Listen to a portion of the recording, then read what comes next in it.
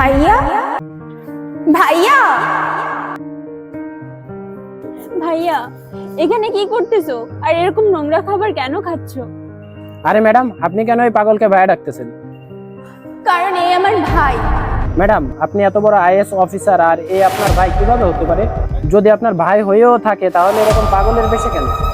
কারণ যেদিন আমার রেজাল্ট বের হয়েছিল, ভাইয়া দৌড়ে আমার কাছে নিউজ পেপার নিয়ে আসতে গিয়েছিল।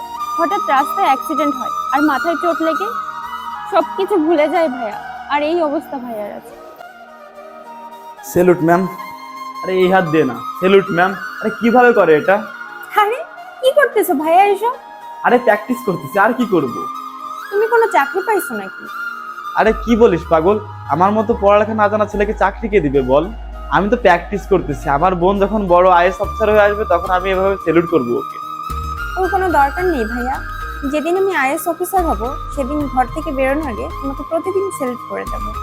কারণ ভাইয়া, তুমি আমার জন্য যা করলে আমাদের বাবা মা বেঁচে থাকলেও এটা করতে পারতো না।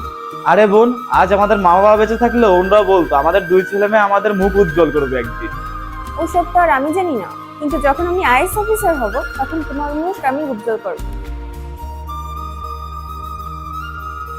তারপর ঘরে কিছুদিন আরাম করেছিল, হঠাৎ করে কোথায় যেন একদিন হারিয়ে গেল।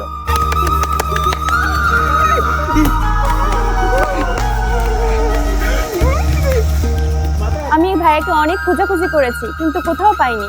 আর আজ দেখো ভাইয়া আমার সামনে। ভাইয়া, ভাইয়া আমার দিকে তাকাও, আমি তোমার বোন, আমাকে চিনছো?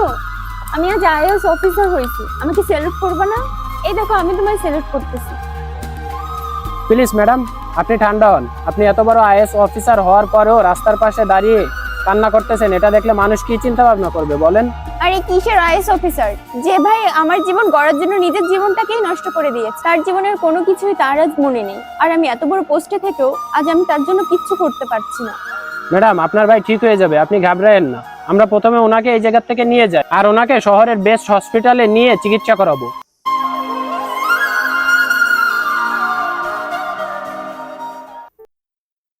আরে ভাইয়া, কেমন আছো?